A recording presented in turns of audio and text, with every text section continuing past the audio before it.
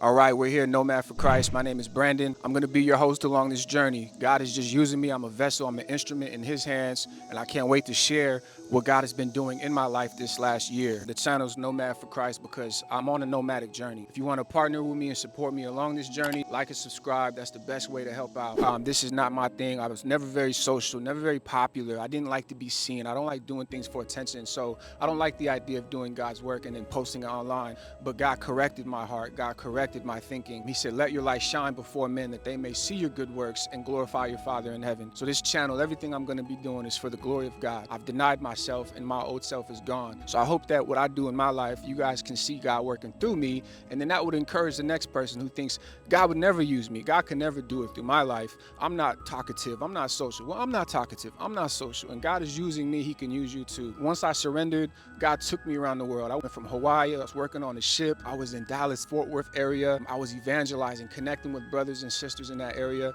and they really strengthened and prayed for me. I was seeing God move in a mighty way. People were repenting and giving their lives to the Lord in the streets. We went into the neighborhoods that were the darkest areas. People said, don't go there. I went into some of these areas by myself, and I actually recorded some of this. People giving their lives to the Lord, having conversations in the streets with people that you would never think would want to talk about Jesus, and they were talking to me about Jesus. I used to think people were crazy when I saw them on the streets talking about Jesus. I would shut my ears and I would not listen. Now, go figure. I'm out on the streets talking to people about Jesus, sharing my story. I was able to go around the world into the Middle East. We were able to train with some Iranians, people fleeing Islamic persecution in Muslim countries where it's illegal to practice Christianity. In these countries, it's illegal to convert from Islam to Christianity. So they have to do this underground. They have underground churches. And we were able to actually move some Bibles across the border and provide money for people and families fleeing persecution that need help, that need assistance. They're risking their lives just to have a Bible. They're risking their lives just to worship openly. Some of these people have been thrown in prison and have been tortured,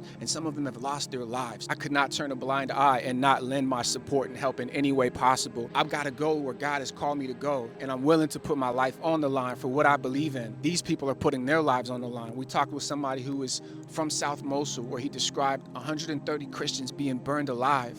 He described them calling out to the Lord Jesus. He described to them calling out to the Lord Jesus as they were burning. People are being killed, and this was mainly women and children to discourage them, to discourage Christians from living in this area in Iraq. Flew into Nepal, Kathmandu, and then we went 7 hours across the Himalayas, and we actually met with some folks just outside of the border of North India. These are missionaries, evangelists, pastors, worshipers, kids, the brothers that I'm connected to as an orphanage in North India. But because he was kicked out of North India for preaching the gospel, we actually had to meet across the border. We get to play a small role in what God's already doing. So we're praying that God sends laborers, God sends missionaries and evangelists into the harvest. I'm asking to be sent into the harvest. And as I go into the harvest, I hope you guys will watch and support and be encouraged by what God is doing through me personally. Again, I'm playing a very small role in this. I never thought I would be a Christian missionary. I never thought I'd be evangelizing in the streets. I never thought God could use somebody like me. I didn't think I was worthy. I was worth it.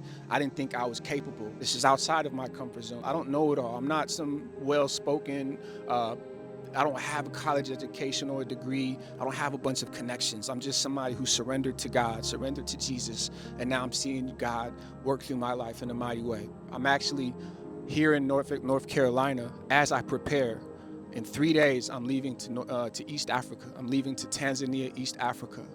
There was an unfortunate accident in Arusha where 25 people were killed in a car accident. 11 of these 25 people were missionaries that my friends know personally, and I signed up to help out as much as I can. So I'm going to be in Tanzania for 6 months. So if you want to follow my journey, if you want to support, once again, just like and subscribe, share my content as it uploads. I'm going to do my best to upload at least once a week. I don't want to share this content for my own glory. I want God to get the glory.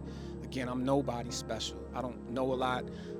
I don't have a lot of connections. I left my career, my job, my life, my friends, everything behind. And I hope that this inspires some of you guys. If I can be out here doing this, you can certainly do it in your local communities. You can certainly do it in your life too. So I love you guys. I hope to share some encouraging stuff with you guys. And I'm gonna carry my cross to the end of the line for King Jesus.